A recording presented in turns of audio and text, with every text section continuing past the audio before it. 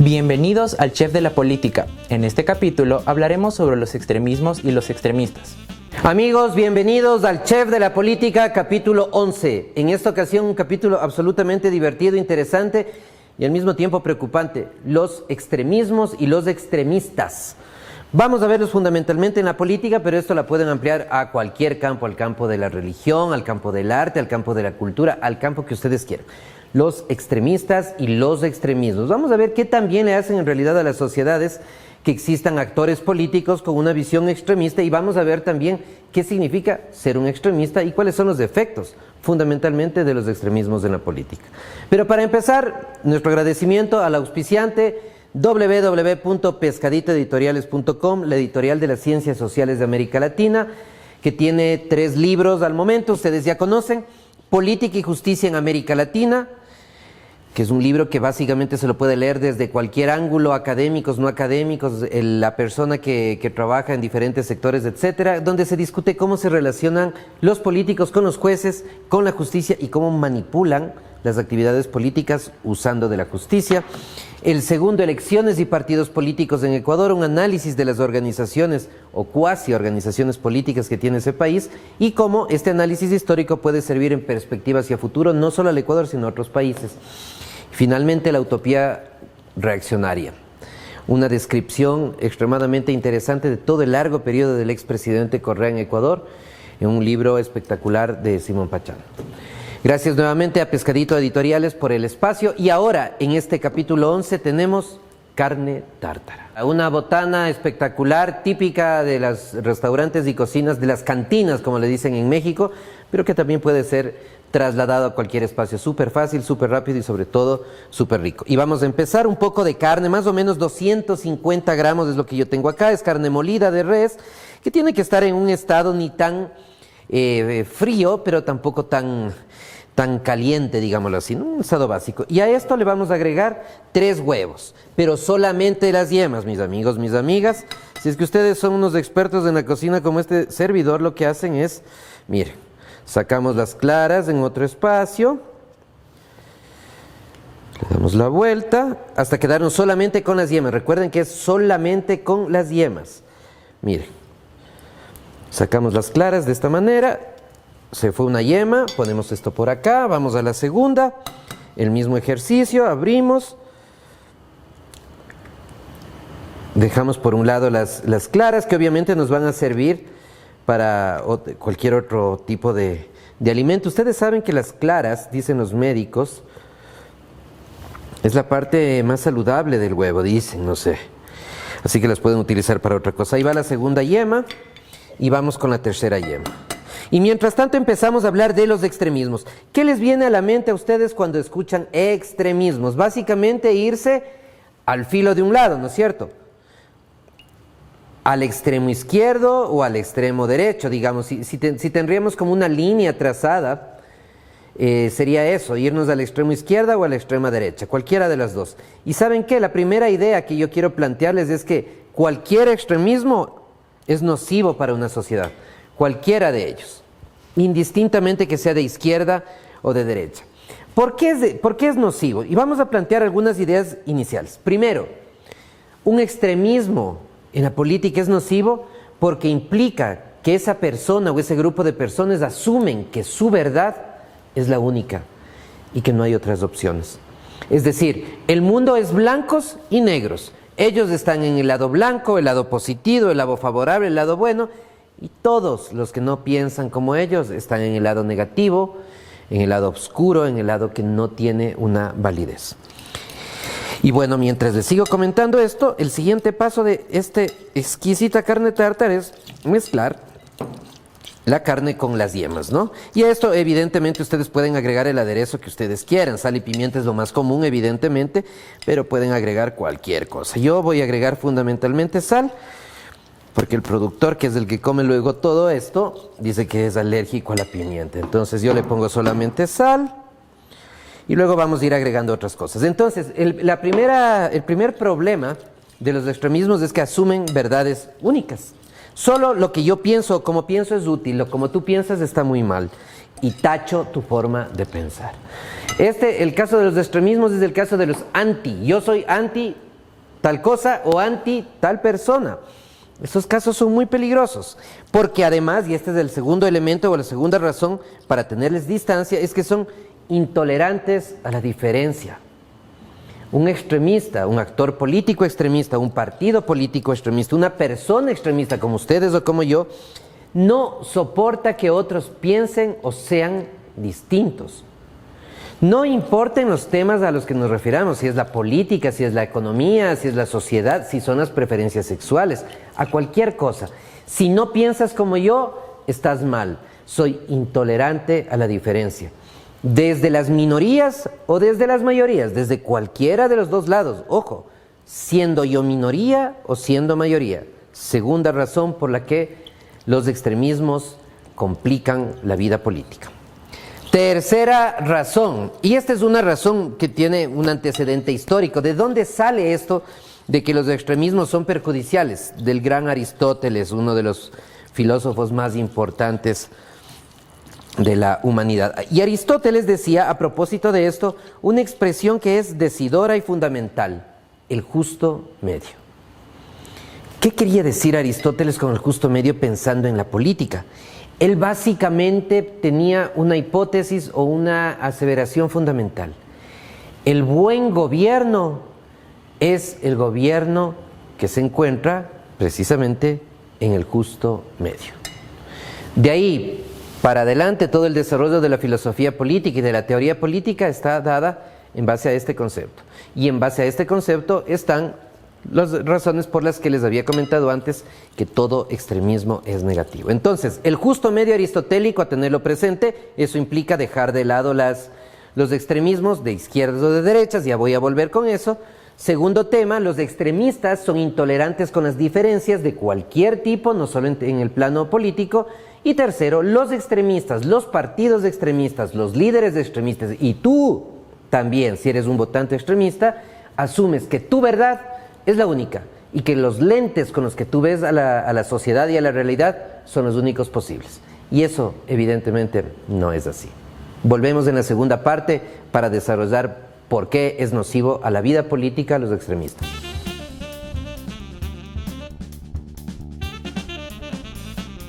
Volvemos entonces con nuestra carne tártara. Ahora a lo que tenemos acá le vamos a agregar un poquito de cebolla. Ustedes pueden poner la cebolla paiteña o roja, que se llama en el Ecuador y en algunos países, o esta cebolla más blanca o perla, que también le dicen. En cada país tenemos connotaciones y denominaciones distintas, pero al final es para referirnos a lo mismo. Picamos así muy finito, como lo estoy haciendo yo, de cara a agregar luego a nuestra carne tártara. Eso es una cantidad suficiente, más o menos la que tenemos ahí. Agregamos, y vean que ahora me tocó con una tabla pequeñita, pero ahí tratamos de resolver los problemas de la utilería que no han sido muy buenas en este capítulo del Chef de la Política. Entonces, venimos luego, les había dicho, nuevamente recapitulando, Aristóteles dice el justo medio es el espacio de la buena política, del buen gobierno. ¿Qué es el buen gobierno para Aristóteles? Lo que genere mayor felicidad a la gente, punto, en términos simples y sencillos. Pero en la modernidad, ahora tenemos todo un desarrollo a partir de lo que se conoce como la teoría política positiva, que es fundamentalmente aplicaciones de geometría básica. Lo que se dice geometría euclidiana, porque viene de Euclides, pero nada complicado, nada difícil, cuestiones súper simples. ¿Qué dicen estos principios?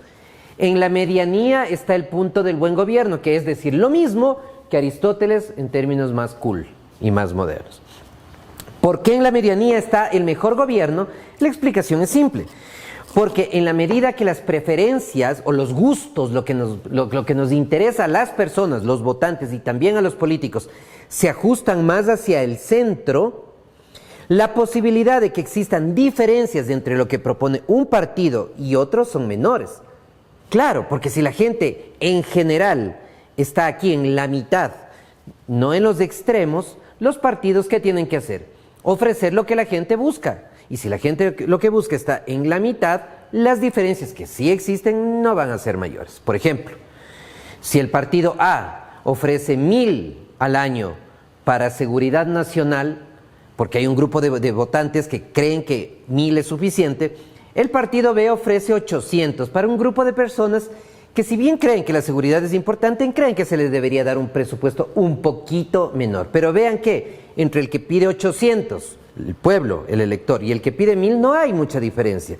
No estamos con el que dice cero a seguridad o el que dice todo a seguridad. Esa acumulación de lo que se conoce como preferencias de los votantes influye en la plataforma o lo que ofrecen los partidos. Si es que esto es así, pegado al centro, las diferencias entre un gobierno y otro van a ser menores. No es que no van a existir, van a ser menores. Efecto inicial de ese ejemplo que acabo de dar. Uno, quizás el más importante, hay estabilidad en las políticas públicas. Dicho en términos sencillos, si es que el uno ofrece 1000 para seguridad y el otro ofrece 800, cuando gana el partido de 800 respecto al de 1000 hay un cambio, hay una disminución de 200, pero no es mayor.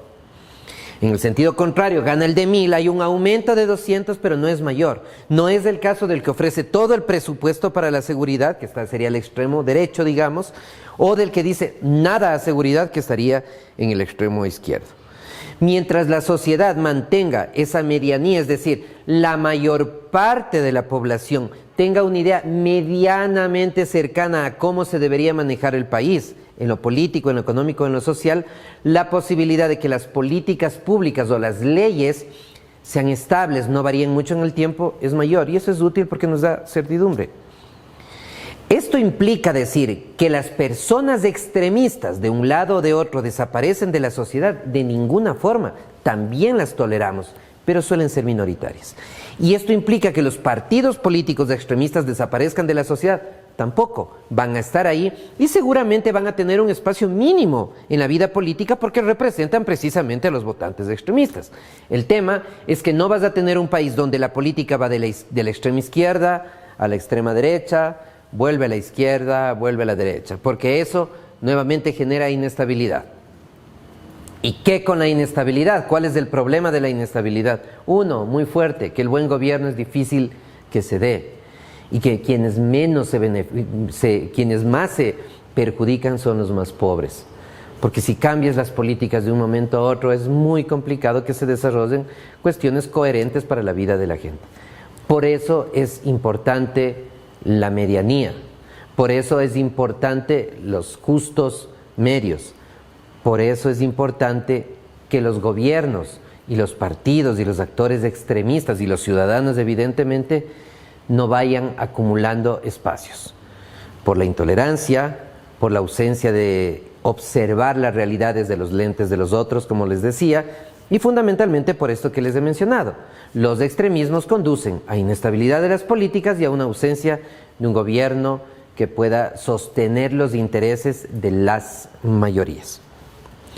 Entonces, con esto seguimos en nuestro carne tártara, le hemos agregado la cebolla, le vamos a poner un poquito de mostaza y luego vamos a venir con un elemento que es fundamental en esta mezcla y que es lo que va a permitir que la carne se cocine, porque vean que la carne está cruda, ¿no?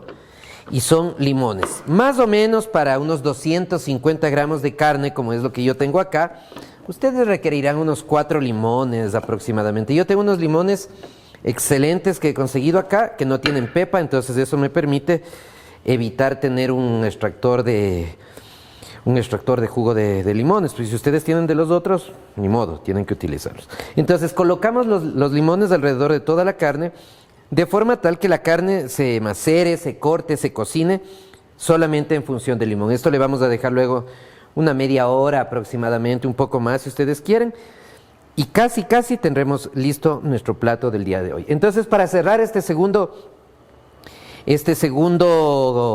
set de este capítulo del chef de la política de los extremismos, nuevamente, la medianía conduce a los mejores gobiernos y además conduce, si es que el gobierno es de una visión moderada, para decirlo de otra manera, y si los votantes también tienen una visión moderada, conduce a que las asimetrías o las desigualdades o las diferencias sociales y económicas tiendan a reducirse. ¿Cómo tienden a reducirse?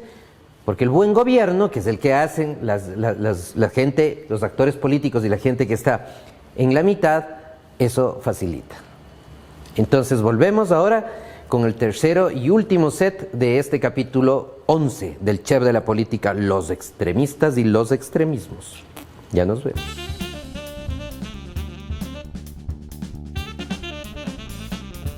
Ahora veamos qué sobre los extremismos al día de hoy. ¿Existen esos extremismos? La respuesta es abierta, clara, contundente y desafortunadamente real. Por supuesto que sí. Y están, además, en gente de izquierda, en términos político-ideológicos, pero también en gente de derecha. Entonces, cuidado con pensar que el extremista es solo el derechoso. No, el extremista también puede ser el izquierdoso. ¿Qué les diferencia a los unos de los otros? Básicamente los temas que les movilizan a ser extremistas. Precisamente, por ejemplo, en algunos países hay extremistas cuyo discurso principal es no a la migración, lo que se llama un discurso xenófobo. Nuestro país, cualquiera, siempre estuvo mejor mientras no teníamos migración. Cuando los extranjeros empezaron a llegar al país, nuestro país ha caído en desgracia. Ese es un discurso extremista. Todo lo que no es de acá es malo.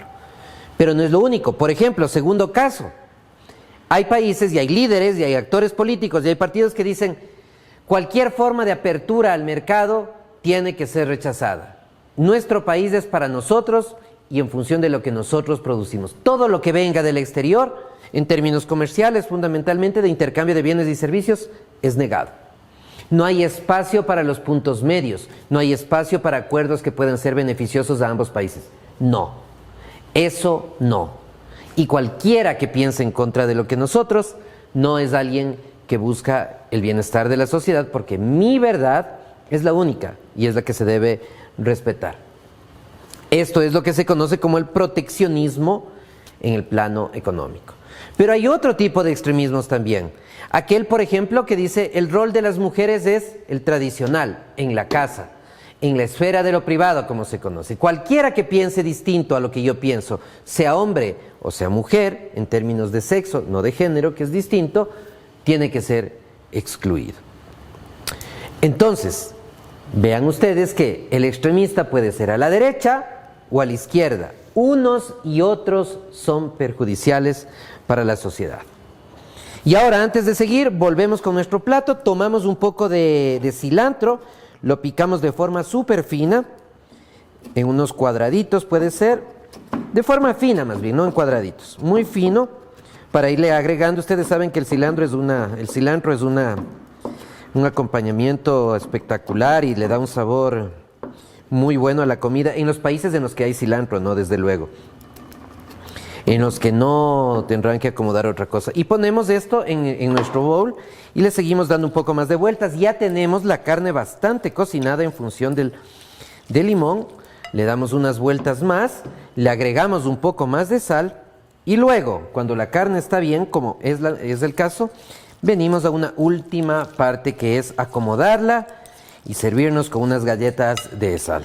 Voy a pasar a eso y les voy a hacer en la presentación vamos a agregar una cuestión bien chévere que vi en un video que me compartieron por ahí algunos de nuestros oyentes permanentes. Colocamos esta carne tártara, le hacemos una especie de hoyo a la mitad, miren cómo está quedando esto, y a esto acompañamos aguacate, para los que conocen esta maravilla como aguacate, palta, para los que lo conocen en esa presentación o con ese nombre, esa denominación.